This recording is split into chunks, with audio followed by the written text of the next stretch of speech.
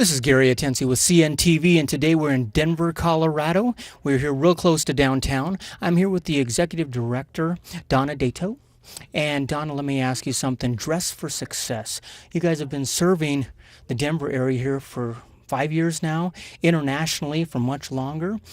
You have probably seen a wide gamut of folks that have come to your door. What is the typical person? Who benefits from this greatly? What type of person? Well, that's a good question. It's a wide range of women. Yeah, we have women who are coming from halfway houses, who are coming from domestic abuse shelters, who have recently come out of prison or jail. The the thing that stands out most in my mind is I was 47 when I came in. I'm 48 now. It was the first suit I ever had.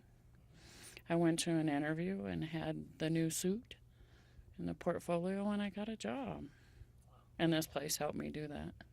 But one of the groups that has been growing is we are now seeing grandmothers who are now unexpectedly raising their grandchildren.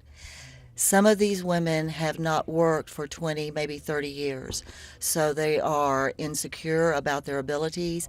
They think maybe all they're qualified for is to work in a daycare center.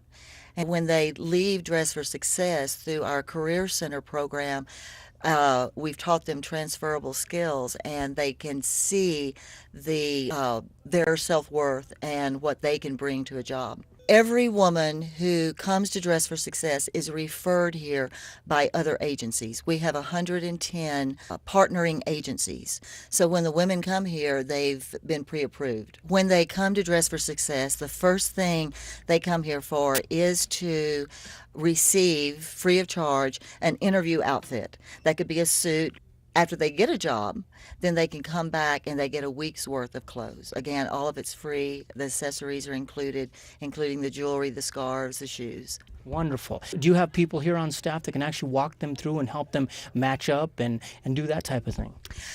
Yes, we have. Well, actually, our staff trains our volunteers. We have a pool of 65 active volunteers. We couldn't do our job without our volunteers. We call them our unpaid staff. They come week after week after week. We have volunteers who have been volunteering here since we opened on September 13th, 5 years ago.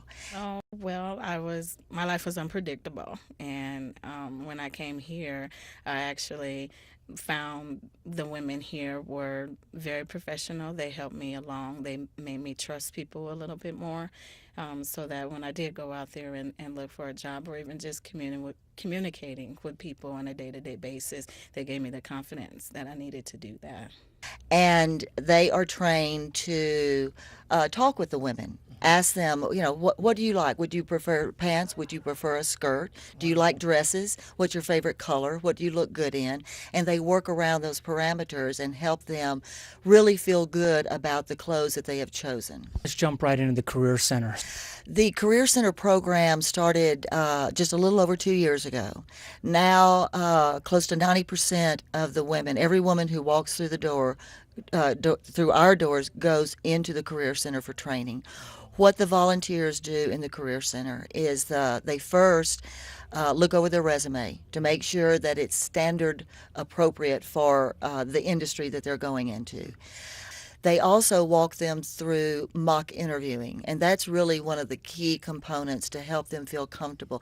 Sometimes they come back for 2 or 3 appointments because they want to continue practicing what they've learned, and they want to get better and better at it. Wonderful. And so once they've gone through the program, obviously the next step there is your professional women's group. The professional women's group is, yes, it's a very important component, because when women enter the workforce, they need to know how to balance their work and their lives. They also have, some of them for the first time, a network of support. They're with like women. They can share their experiences.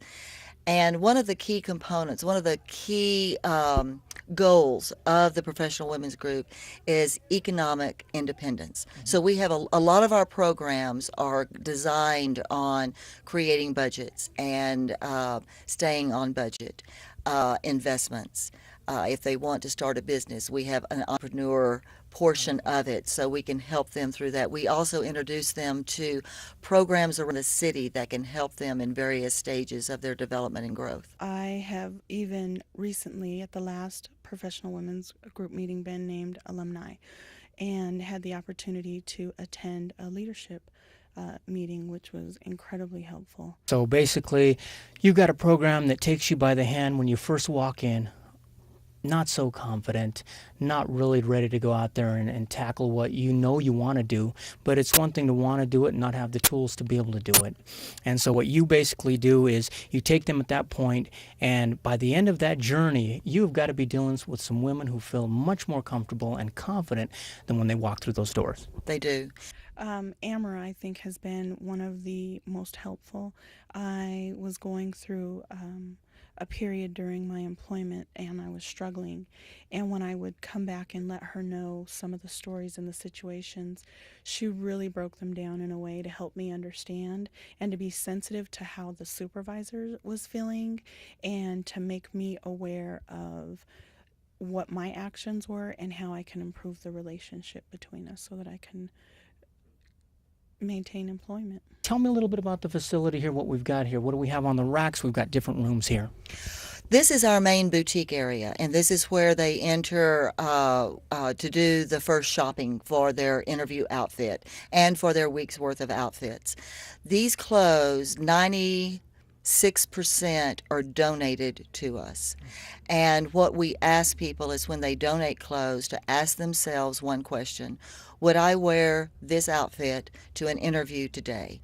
We do clothes that are donated that are 20 years old in style. So we have other agencies that we donate those clothes to that are not as particular. We have to be particular. It's not because we're snobs or clothes snobs. It's because our women, our clients, are competing with every other woman out there in Denver, and we want to level the playing field for them. We have purses, and we have a shoe room.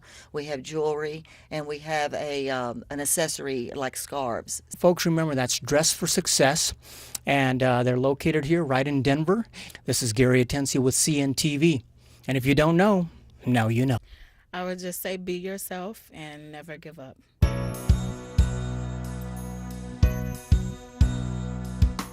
If you had to describe this program in one word, what would that be? I'm flooded with so many words. Overall, phenomenal.